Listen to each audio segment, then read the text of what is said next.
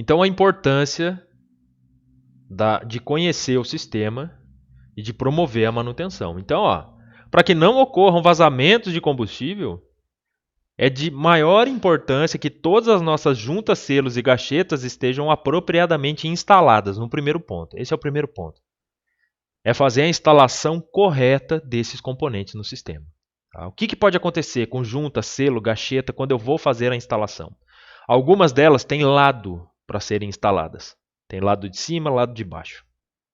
Tudo bem? Então, primeira coisa, nós precisamos, segundo as orientações do manual, promover a correta instalação desses componentes que vão servir para vedar os nossos tanques, as nossas bombas, as nossas linhas, tubulações e tudo mais. Tá? Então, a seguir nós vamos ver aí alguns itens que são precauções gerais que nós devemos tomar aí quando estivermos executando esse tipo de manutenção e de inspeção. Quando a gente for substituir unidades do sistema de combustível, a grande maioria delas vai ter essas partes de vedação instaladas, tá? O-rings, selos e tudo mais. Então, primeiro, nós temos que garantir que aquela área está limpa, livre de qualquer tipo de interferência de sujeira, que isso vai atrapalhar a instalação desses componentes. Assegurar de que todo o material antigo que estava instalado ali, seja uma junta, um selo, um O-ring, tenha sido removido, né? Para que ela possa casar e fechar certinho ali, e se assegurar que nada no selo velho permaneça nas cavidades onde serão instalados os novos selos, juntas e gachetas. Então vai ser necessário raspar aquele componente que a gente removeu, porque muitas vezes ele é colado. Tá? Então a gente vai proceder uma limpeza, a gente vai proceder a inspeção daquele componente, ver se as faces estão planas. Se não estiverem planas, nós vamos ter que retrabalhar todas essas faces ou trocar aquele componente, pedir um componente novo. Beleza? Então, esse cuidado tem que ser tomado para que não haja vazamento logo após a instalação do componente novo. Então aqui nós temos alguns exemplos de juntas, selos, gachetas, O-rings que a gente pode encontrar. Aqui são kits de selos e juntas de motores aeronáuticos. Tá? No de cima nós temos todo o kit que vai no motor Continental e embaixo no motor Lycoming. Nós temos esses dois motores lá na escola.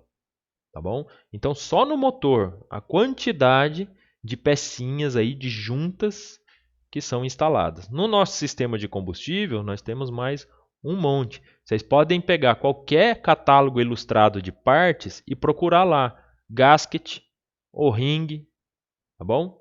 E aí vocês vão ver a quantidade de selos, gachetas, juntas que a gente tem nos componentes aeronáuticos. E esses caras são eles os responsáveis por vedar o sistema.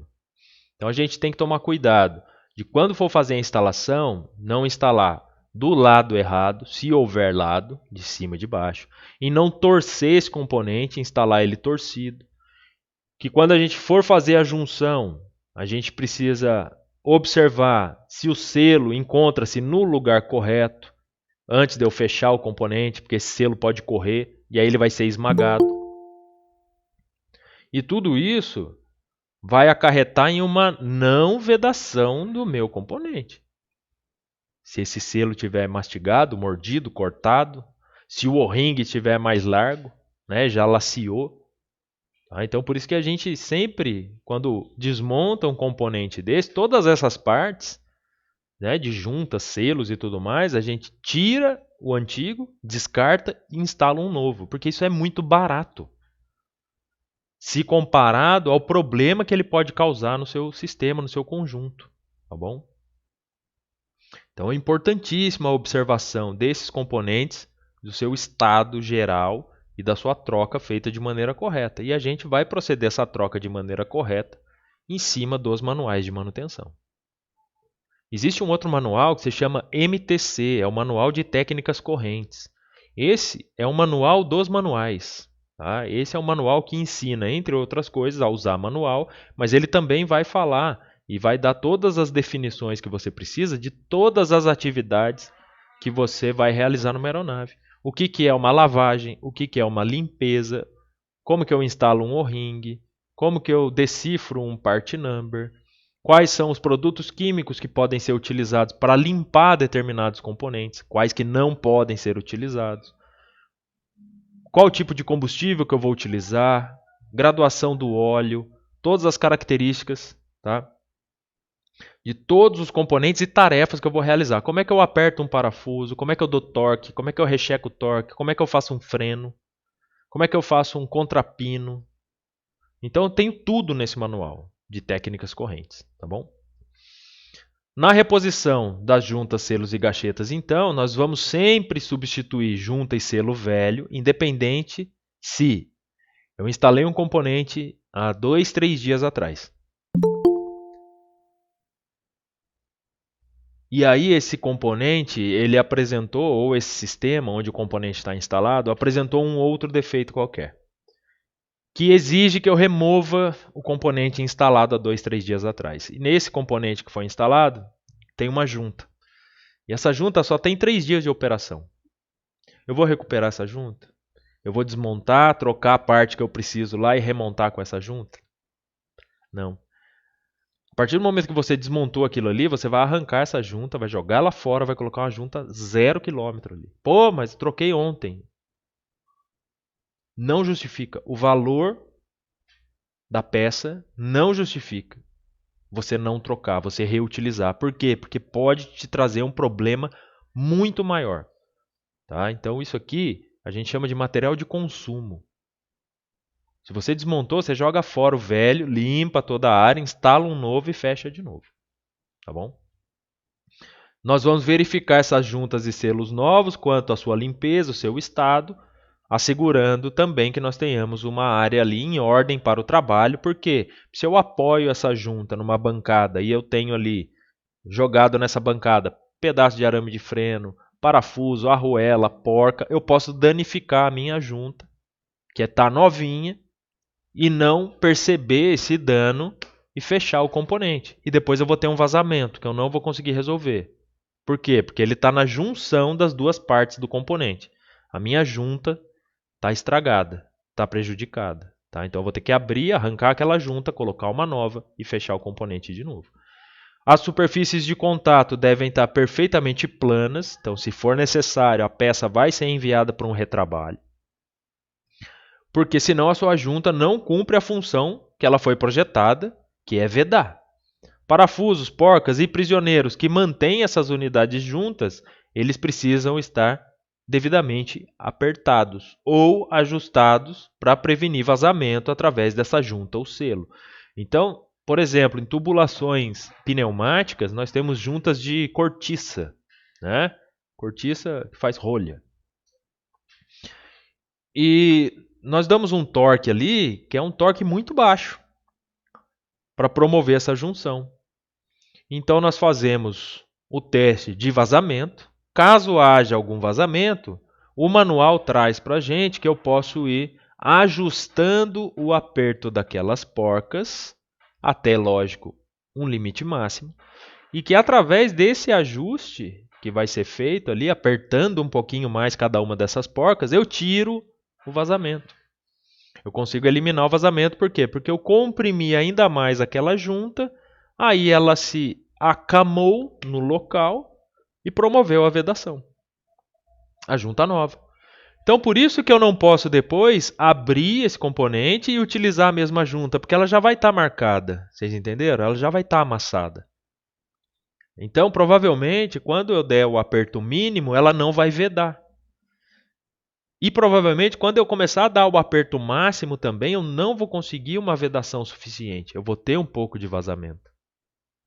Então eu jogo aquela junta fora e coloco uma junta nova, tá bom? Ou selo, ou ringue, o que quer que seja. O ringue todo mundo conhece, né? Aquele anel de borracha, tá? Aqui eu deixei, isso está no material que eu passei em PDF para vocês, o site da Sabó. A Sabó, ela produz juntas automotivas, tá bom? Mas nesse site deles aqui é muito interessante se você quiser entender um pouco mais sobre esses componentes junta, selo, gacheta, o que é, onde que a gente utiliza, quais são os tipos, quais os materiais que são feitos. Então, recomendo que vocês visitem esse site aí como material complementar, tá? Para vocês entenderem mais sobre esses componentes. Lá no PDF eu acho que é só clicar e ele também já vai levar vocês pro site. Aí, ó. Então, o nosso trabalho de manutenção, no primeiro momento, é a inspeção. E essa inspeção ela vai ocorrer todo santo dia. Antes do primeiro voo do dia, durante os voos que essa aeronave vai fazer, né? Entre voos, e no último voo do dia também eu vou correr uma inspeção nessa aeronave antes de angarar. Então, lembrando que nós temos 3 tipos básicos de tanque de combustível, que é o tanque de chapa de metal, que é soldado, o tanque integral, que faz parte da estrutura da aeronave, e as nossas células de borracha, que também vêm sendo atacadas por esse combustível. Vale lembrar que essa célula de borracha aí só tem uma camada de revestimento de borracha sintética e o restante dela feito em borracha natural, que é muito mais barato. Então, se eu perco essa proteção da borracha sintética, porque eu aumentei demais os níveis de compostos orgânicos do meu combustível, a hora que ele entrar em contato com a borracha natural, aí que ela abre de uma vez, tá? Derrete, tá bom? A inspeção do alojamento desses tanques de combustível, ou então da estrutura da aeronave quanto à evidência de vazamentos, é uma das mais importantes partes da inspeção antes do voo. É aqui que a gente evita um monte de acidente. Você chega na sua aeronave e encontra nessa condição aqui, ó, segundo o que vocês aprenderam nessa aula, mais para frente, qual seria o veredito? Eu posso voar tranquilamente com essa aeronave aí? Qual a classificação desse vazamento aqui? Alguém sabe me dizer? Vazamento corrido? Vazamento corrido. Tá? Não preciso nem esperar meia hora, só de bater o olho aqui, ó. Olha só, ela está saindo de uma tampa de tanque de combustível, beleza? Essa aqui é uma tampa de tanque e está vazando por outras partes da aeronave. É mais fácil enxergar essa gasolina pela coloração azul? Muito mais. Se essa gasolina fosse da mesma forma que a gasolina que a gente compra aí para o nosso carro, que não tem pigmentação nenhuma, nós conseguiríamos definir que ali há um vazamento? Sim, tá? Ficaria um pouco mais difícil, mas a gente consegue. Por quê? Porque essa gasolina, ela, além de deixar a sua marca aí da coloração, do pigmento que é usado nela, ela também vai descolorir essa região onde ela vazar, tá? Ela vai atacar a tinta, então essa tinta vai ficar numa coloração diferente das outras áreas que não foram atingidas pelo combustível, tá bom? Então, quando eu for fazer uma inspeção e eu detectar uma falha, um defeito em um tanque de aço soldado, eu preciso tomar algumas atitudes de segurança. Esses tanques eles são bem comuns para aeronaves pequenininhas, mono ou bimotoras. Um exemplo desse tanque de aço soldado que nós temos lá na escola é o helicóptero. Tá? Aquele helicóptero ele utiliza um tanque de aço soldado. É só vocês olharem lá embaixo da CTP dele, na parte traseira, eu tenho um tanque metálico ali, e ali é o tanque de combustível. Tá bom? Que é esse do tipo aço soldado ou alumínio, também muito utilizado. Tá? Então, se quando eu for fazer uma inspeção, ele não tiver no exterior da aeronave, não for de fácil visualização, e sim ele ficar alojado dentro do revestimento da aeronave, os painéis que dão acesso a ele, se estiverem descoloridos ou apresentando esse combustível nas suas chapas, eu sei que eu tenho um problema de vazamento naquele tanque. Né? Então eu vou inspecionar esse tanque quanto aos vazamentos, tentar descobrir de onde vem esse vazamento. E quando eu encontrar o vazamento, o tanque precisa ser drenado antes de eu removê-lo da aeronave. Eu vou ter que remover. Eu tenho essa possibilidade porque é um tanque de aço soldado, então ele não faz parte da estrutura da aeronave. Ele não é parte integral daquele avião. Então ele pode ser removido.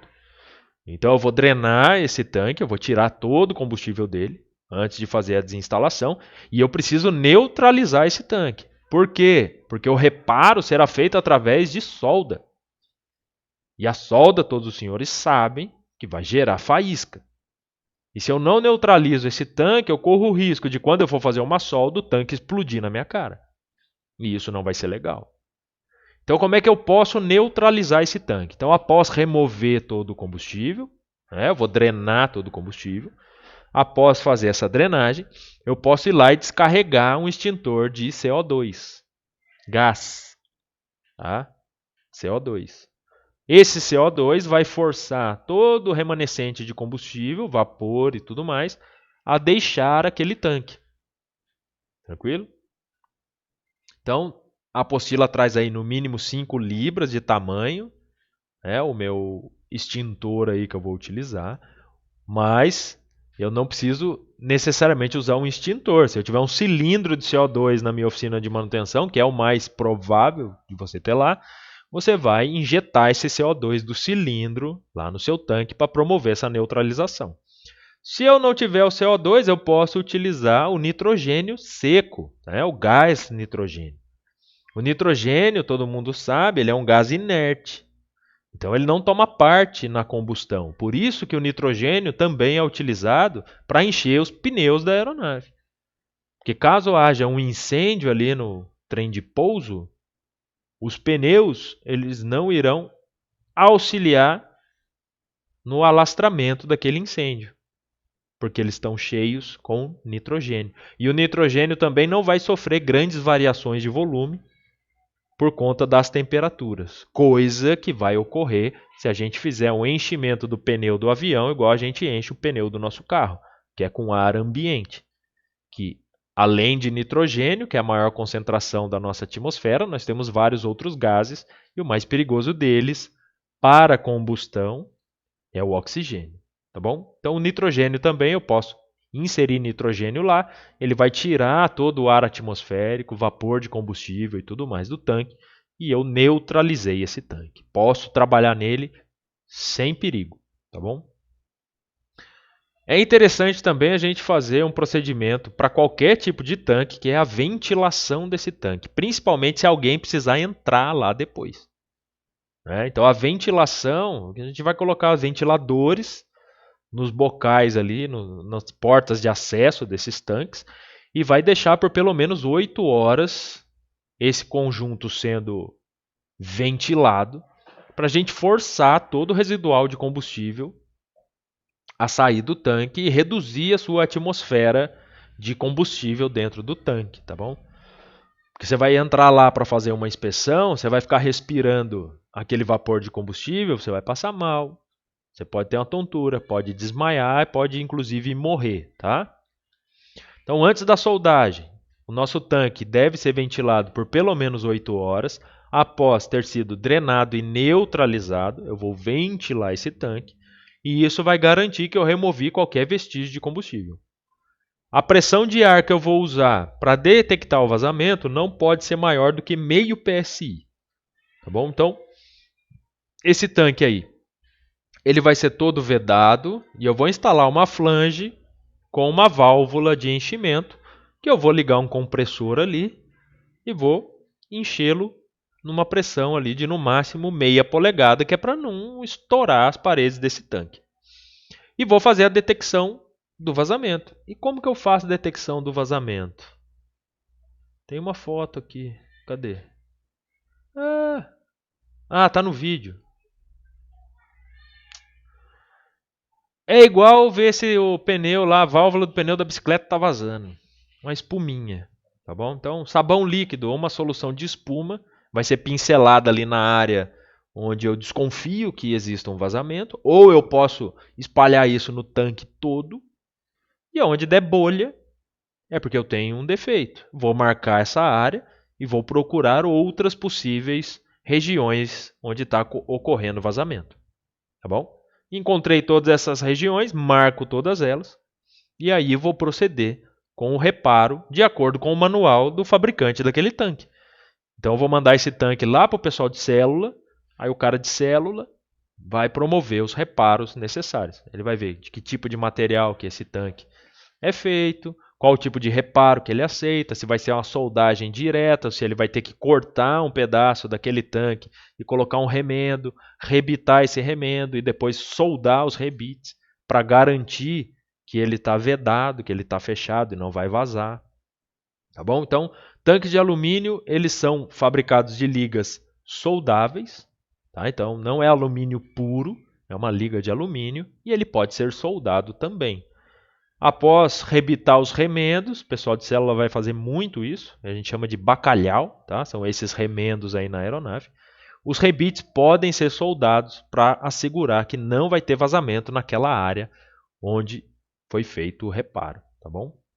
Existem reparos que são conhecidos como reparos temporários e existem os reparos que são permanentes. Tá? Uma aeronave pode passar aí por um reparo temporário, por exemplo, ela está voando, saiu da sede, foi fazer uma operação longe de sede, parou ali num aeródromo qualquer, onde foi detectado um problema de vazamento, mas ela não pode perder muito tempo ali.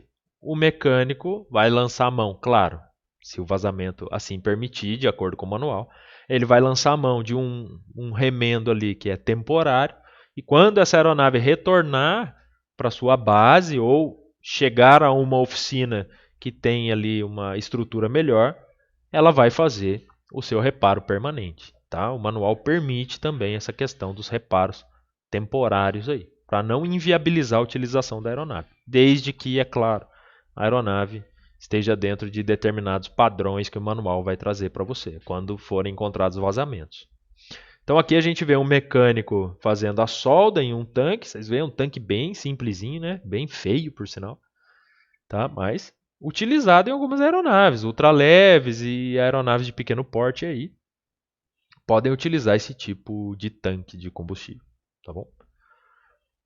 Eu vou fazer uma checagem de pressão antes do reparo para poder detectar os pontos de vazamento. Então, vou marcar todos esses pontos, reparar esses pontos e depois de feito todo o reparo, logicamente, antes de colocar combustível lá, eu vou fazer outro teste desse, onde eu vou injetar pressão de ar e vou passar a minha espuminha lá para ver se, principalmente em cima de onde foram feitos os reparos, para ver se ele está completamente vedado. Tá bom? Se está tudo bonitinho, tudo vedado, tudo certo, o mecânico vai assinar ali o laudo de que o componente pode voltar à operação e devolve esse componente para a aeronave. Tá? Garante que não tenha nenhum tipo de vazamento. As nossas células de borracha vai acontecer praticamente igual ao tanque de metal soldado, a diferença é o material. Né? Esses vazamentos nas células de combustível do tipo célula de borracha, normalmente eles aparecem na parte inferior do revestimento da aeronave. Tá? Então eu vou ter uma mancha de combustível ali. Se eu encontrar uma mancha em qualquer área, imediatamente eu preciso investigar. Não necessariamente o vazamento vem daquela área. Por isso que fica mais difícil, porque eu tenho que descobrir de onde está vazando. Ele pode estar pingando lá na frente, vem escorrendo por dentro da estrutura da aeronave e encontra um ponto de saída lá na parte traseira da máquina, que nem tanque de combustível tem lá. E aí o mecânico fica assim, meu Deus do céu, mas da onde está vindo esse combustível se o tanque está lá na frente? Então você vai ter que desmontar as portas de acesso do tanque lá na frente para encontrar de onde provém esse vazamento. Tá? Então o trabalho começa a ficar um pouquinho mais complicado. Certo? As células suspeitas de vazamento, assim como lá os nossos tanques, elas devem ser drenadas. Então nós vamos drenar essas células. Nós vamos checar elas por pressão da mesma forma, na foto aqui, ó, vocês estão vendo? Então está instalada a mangueira ali que está pressurizando a nossa célula.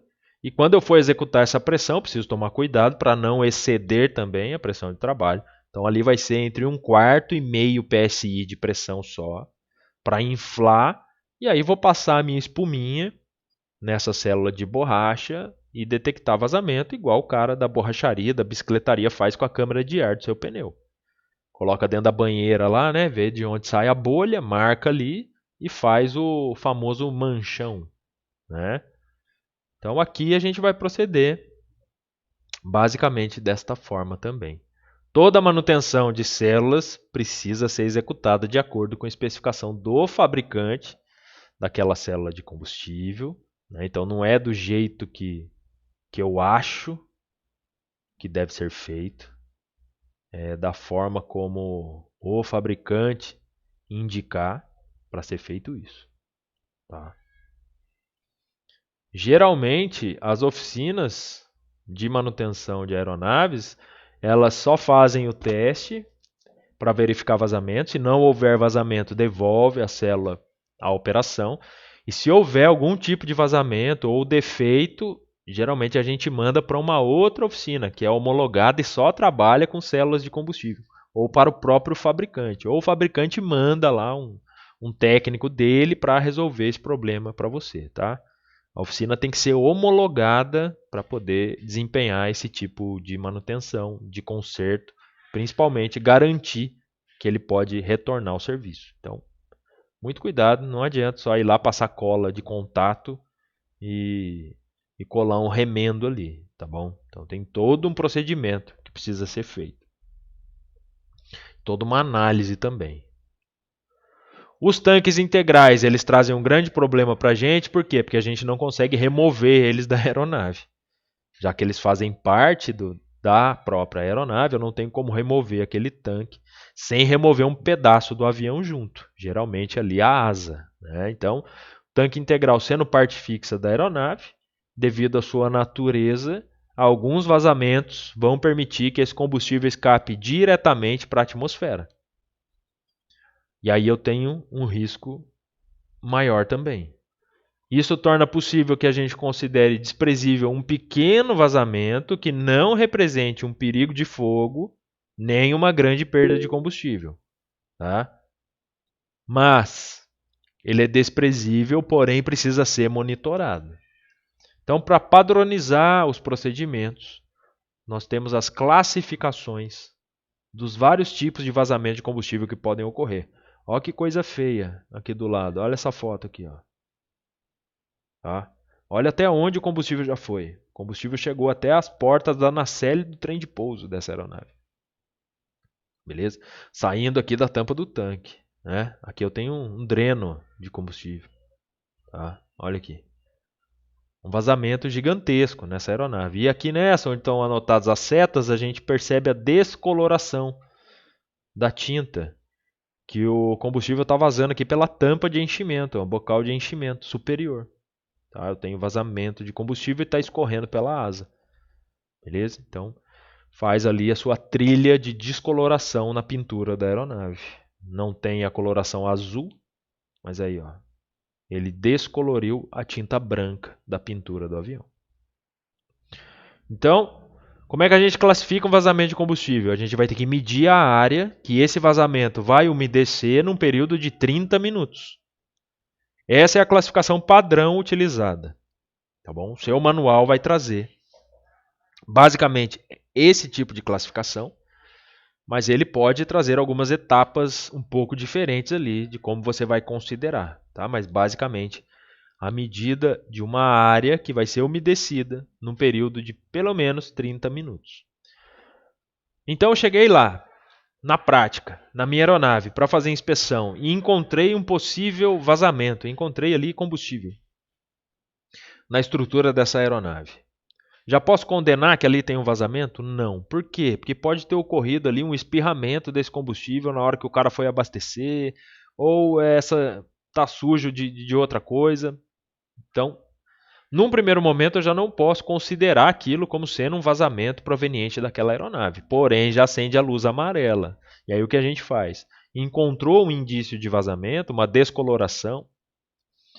Você vai limpar aquela área onde você desconfia que existe o vazamento. Primeira coisa que você vai fazer. Você vai limpar aquela área ali com um pano limpo, né, de algodão que não deixe fiapos, até secar toda a área. Até eu não ter mais vestígio de combustível ali. Posso usar ar comprimido se a localização desse vazamento for difícil de enfiar a mão ali com um pano para secar, né? Mas eu preciso secar esta área, tá? Quando for usar o ar comprimido, lembrar do óculos de segurança para que não voe nenhum cavaco ali no seu olho e nem combustível, né? E essa área onde nós limpamos e desconfiamos que há o vazamento, a gente tem um talco que vai ser polvilhado ali naquela região. Então nós vamos jogar esse talco, né, esse talco vermelho, a gente vai jogar naquela área ali, porque ele vai facilitar que a gente possa medir a área molhada pelo vazamento, tá bom? Depois de 30 minutos, cada um dos pontos onde existe o vazamento vai ser classificado dentro de uma dessas 4 classes aí, que são infiltração lenta, a infiltração pesada e o vazamento corrido. Tá? Então, elas estão aqui. Ó. A infiltração lenta, então, ele vai molhar uma área de, no máximo, 3/4 da polegada de diâmetro. Então, esse talco vermelho me proporciona chegar lá com uma régua, onde ele vai estar mais escuro, porque molhou, e medir.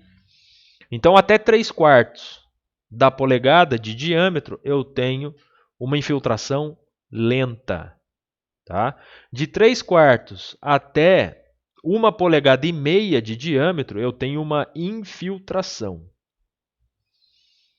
Acima de 1,5 polegada até 3 polegadas de diâmetro, então já está bem grandinho esse vazamento, eu tenho uma infiltração pesada. Ele vai molhar a região ali, ó, em torno da fonte, né, por volta de 1,5 polegada a 3 polegadas. Mas a gente tem que prestar atenção aqui numa coisa. Nenhum desses 3 primeiros nós tivemos o combustível escorrendo, fluindo ou pingando. Tá? Então só serão consideradas infiltrações caso não escorram, não estejam fluindo ou pingando. O vazamento corrido, onde eu tenho pingamento desse combustível, né? O escorrimento desse combustível, ou a fluidez desse combustível, eu vejo esse combustível correndo ali na estrutura da aeronave. Esse é o mais severo de todos os vazamentos. Isso aqui é como se ficasse suado só. Sabe quando você tira a garrafa gelada do freezer, deixa em cima da pia, ela começa a suar, ela começa a ficar ali molhada antes da gota escorrer? Isso é a infiltração. A partir do momento que escorreu, virou um vazamento corrido. Infiltrações podem permitir que a aeronave continue operando, sem que eu precise fazer uma grande intervenção naquele momento. Ela pode voar mais uma etapa e retornar para a sua oficina de manutenção, onde será feita ali a inspeção, classificação desses vazamentos novamente, ver se eles avançaram no seu vazamento, mudando a classificação, ou estão mantidos ali. Tá? Então, a aeronave ela vai ficar indisponível para voo e deve permanecer no solo caso eu encontre um vazamento corrido. Então, nessas aeronaves que estão enfrentando o problema com a gasolina, nós temos mais ou menos um cenário assim. Ó. Isso aqui inviabiliza a utilização.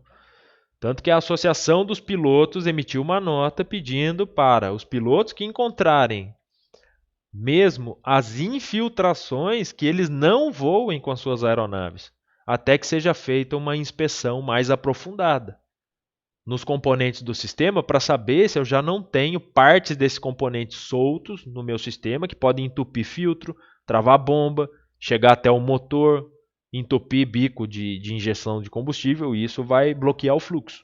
Tá? Então, quando for possível, aquele tanque onde eu tenho vazamento, todo o combustível deve ser drenado, quando for possível fazer. Né? Após marcar onde está a localização do combustível. Se eu não puder remover o combustível imediatamente, essa aeronave deve ser isolada. Quando você tiver várias infiltrações pequenas, peraí, deixa eu só olhar o chat aqui. Várias pequenas infiltrações em uma área pequena. O que você faz? Você vai lá no manual. O manual vai dizer para você quantas infiltrações você pode ter, que tipo, né, qual classificação dessa infiltração e a atitude que você vai precisar tomar. Tá? Tem aeronaves que, se você encontrar uma infiltração, e também depende da área, onde está localizado isso. Próximo a uma área quente da aeronave, essa infiltração. Se for próximo a uma área quente, né, motor, bombas e tudo mais, uma infiltração, mesmo essa infiltração lenta, pode inviabilizar a utilização da aeronave, porque ali corre o risco de iniciar um incêndio. Tá bom? Então, o manual vai trazer para vocês toda a inspeção e como essas classificações vão entrar, permitindo que essa aeronave continue operando ou não. Então, ó, vejam aqui. Se o tanque que estiver vazando eu não conseguir tirar o combustível dele imediatamente, eu preciso isolar essa aeronave das outras e demarcar a área dessa aeronave colocando os avisos de que ali eu tenho um vazamento corrido. Por quê? Porque o pessoal lá da brigada de combate a incêndio vai ter que ficar ligado nessa aeronave.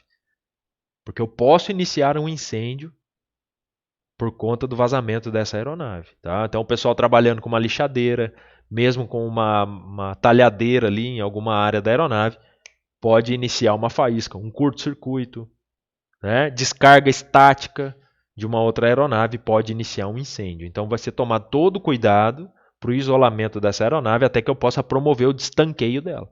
Porque às vezes essa aeronave está com tanto combustível e eu não tenho nenhum local para armazenar esse combustível que vai ser descartado posteriormente.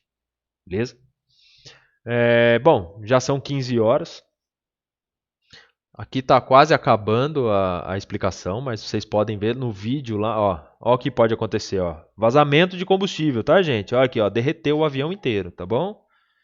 Beleza? Isso que vocês estão vendo em volta dele aí não é neve não, tá? É espuma, que é misturada à água do caminhão para poder combater incêndio no querosene, tá? O querosene a gente combate por abafamento e não por resfriamento. Vocês viram isso, né? No combate a incêndio, tá bom?